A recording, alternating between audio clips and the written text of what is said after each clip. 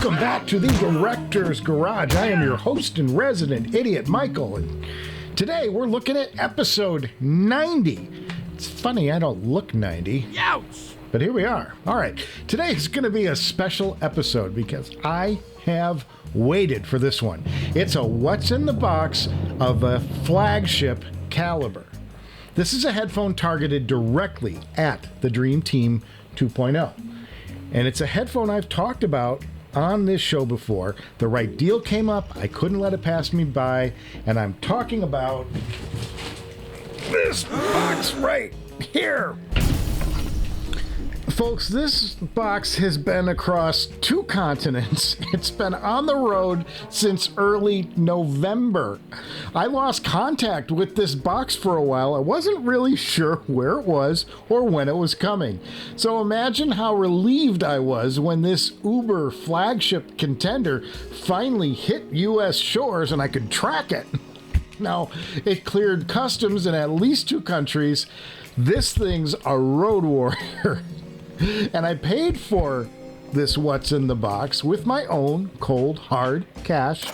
It's financed, yes, by the Bank of Director's Garage. And it's time to open this thing up. I can't even find the knife and see what it is. What's in the box? Ain't it sad that he's dead? Was it something we said? Such a drag. What could we do? Got that one? It's like a knife in the back from Twisted Sister off You Can't Stop Rock and Roll. I love me some Dee Snider. So you know it's used because it came obviously from somebody, a person. And look at the markings on this box. I mean, the clearances it must have made across borders and through shipping and customs and stuff.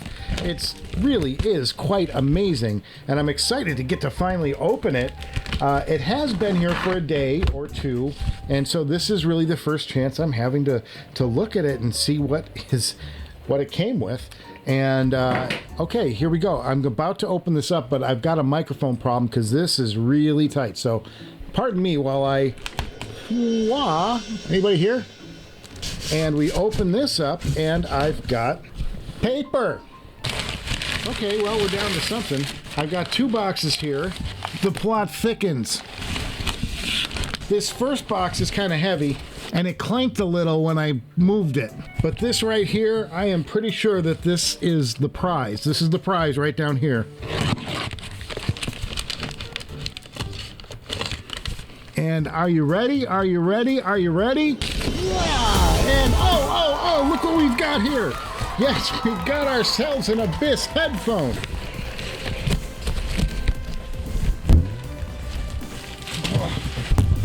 Whew. That was rough. Yes, it's the Abyss headphone. Which is it? I think you got an idea, but we're going to look anyway. Whew.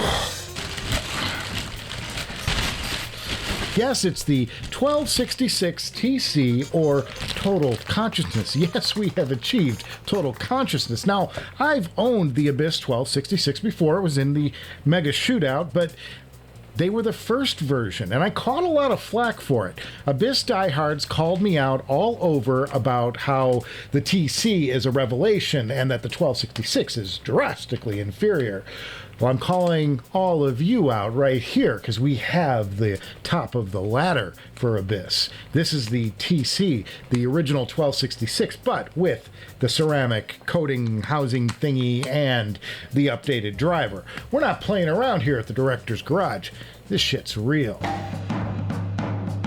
Speaking of which, now might be a pretty good time to ask you to subscribe to the Director's Garage, because where else are you going to find someone who puts their money where their ears are and demos this stuff? And it's your subscriptions that keep the Director's Garage doors open. It won't cost you much, just a few calories and a mouse click, and you avoid all that FOMO stuff we talk about all the time. Now, this particular set comes from the Netherlands. This Abyss is a world traveler, I gotta tell you. These things were lost for the better part of a month. Now, we think that they were kind of on a boat traveling, but Then again, we're not really all that certain. And then earlier this week, I got an email from the USPS telling me that I had a package that had gone through customs, and thankfully it turned out to be these because they ain't cheap, folks. But I was curious as to what the top of the top Abyss brought over that original 1266, and now we're about to find out. The old Abyss wound up getting sold as a result of our Dream Team 1.0 shootout, and I gotta think that this headphone, which has remarkably similar technicals as far as construction, is gonna fare a little bit better than the last one. So it's time to wire these guys up and check them out. Now, this is the light package, which means they come with the stock cable, and I can already hear the echoes of complaints about how an Abyss really isn't an Abyss without the superconductor. And that's why I waited a few days for this box to arrive. Checkmate. Okay, we're through some layers, and here we go. Are you guys ready? Let's take a look.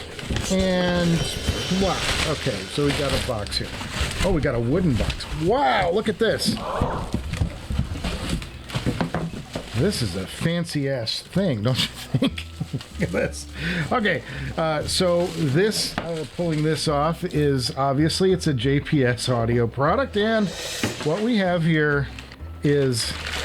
This is the real deal superconductor cable, and I bought it right from Abyss. So now I think it's safe to say we're ready to head into a director's garage sound impression. Now I gotta say, it's same exact fit as the old Abyss, and the cable is spectacular, although ridiculously overpriced. And no matter how much I wear these, I will never get used to the geekiness that is this thing on my head. It's never going to get easier to look at. So I'm going to confess that up front. We know this. Okay. Starting off with Staple Singer's Respect Yourself. Ooh. These sound like they tightened up the bass a bit. It's still got a lot of action to the bass, but I'm not getting a ton from underneath. This particular recording, though, I'm hearing a mid honk on these that I'm not loving right away. And I know that these will change depending on their orientation to my ears. I love the soundstage on these. I mean, I'll never get... And the speed and the imaging are spectacular on these. But there's something in the mids that's a little on the honky side on these. That just isn't there on my other top-end headphones. They are wide open though, and I appreciate that feel. I'm gonna try and tighten them in. Definitely a different set than the 1266 I used to have. There's a mid-range that's a little tough to get used to after spending time with the Susvara over the last week and spending time with the LCD5. It's a tuning thing. Speed is there. Bass presence, lovely. I'm going to go to some other tracks now. I'm going to check out Dream in Blue. Was not loving the Staple Singer, and I love the Staple Singer I was listening to last night. We're going to try now Dream in Blue, which is, you know, one of my staple tracks from Staple Singer. I'm not doing a staple show.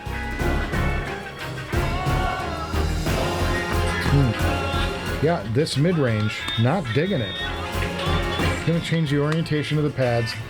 These will give you different sounds depending on how the pads are sitting and how the orientation of the drivers is.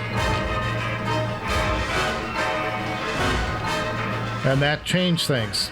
It does. Okay, we're going to go now to some Police and Spirits in the Material World. Now this sounds great. And I've turned the ear pads so that the wider part is on the bottom now. In the past, I've had it so that the wider part was toward the back of my head. This is changing things. It's changed things. I'm liking this a lot more. Gonna go into something from Communique Dire Straits. I'm just running through tracks now because I need to find out if that honk that was so bothering me on that first track is still there. And if you can tell in my face, I'm not 100% on board with this headphone right now. I've heard better, and at this price point, I shouldn't have this this hesitation. Everything feels pushed forward in the mid-range. I'm not crazy about the tuning. And this was not the case with the 1266, the original.